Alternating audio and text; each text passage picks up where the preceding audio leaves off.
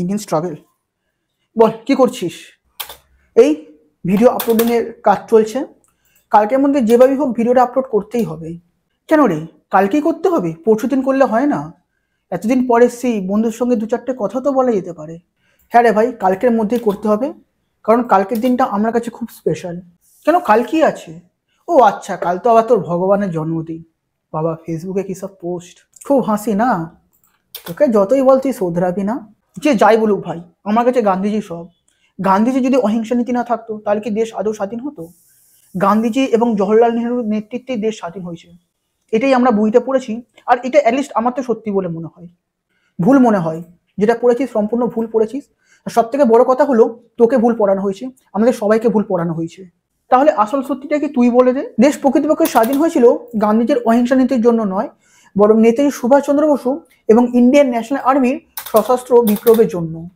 হ্যাঁ, যদিও সরাসরি ইন্ডিয়ান ন্যাশনাল আর্মির জন্য ব্রিটিশরা ভারত ছাড়েনি, কিন্তু আইনের জন্য 1946-এ যে ব্রিটিশ ইন্ডিয়ান আর্মি এবং ইন্ডিয়ান নেভি যে বিদ্রোহ করে, সেটার জন্য কিন্তু ইংরেজরা দেশ ছাড়তে বাধ্য হয়েছিল। তাই নাকি? এসব তো আমি জানতাম না। আর এগুলো তো বই তো কখনো পড়ানো হয়নি। সেটাই তো বলছি, আমাদের খুব ভুলভাল পড়ানো হয়েছে। দেশ স্বাধীন একজনের জন্য হয়েছে, আর তার পুরো ক্রেডিটটাই আরেকজনকে দেওয়া হয়েছে। অর্থাৎ প্রত্যক্ষভাবে না হলেও পরোক্ষভাবে কিন্তু নেতাজি এবং আইনের জন্যই দেশ স্বাধীন হয়। এটা একটা অনেক বড় চক্রান্ত, এবং এর পেছনে অনেক বড় বড় মাথা ছিল এবং আজ পর্যন্ত রয়েছে। হ্যাঁ, হয়তো সত্যিটা একদিনে আসবে না, কিন্তু একদিন সত্যিটা সবার সামনে আসবে, এবং সেদিন অনেক বড় বড় মানুষের মুখোশ খুলে যাবে।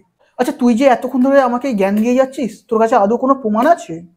আমাকে প্রমাণ দিতে হবে না, কারণ এই কথাটা স্বয়ং ব্রিটিশ প্রধানমন্ত্রী সেই সময় ক্লেমেন্ট এটলি নিজে বলেছিলেন।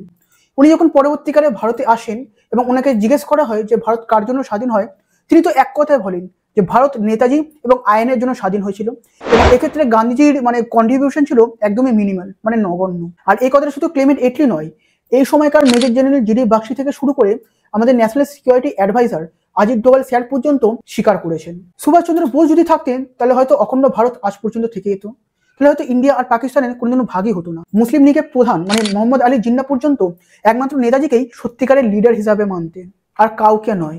কারণ নেতাজি হিন্দু এবং মুসলমান দুজনকেই সমান চোখে দেখতেন, এবং আইএনএতে যদি 6 জন হিন্দু ছিল তাহলে 4 জন মুসলমানও ছিল।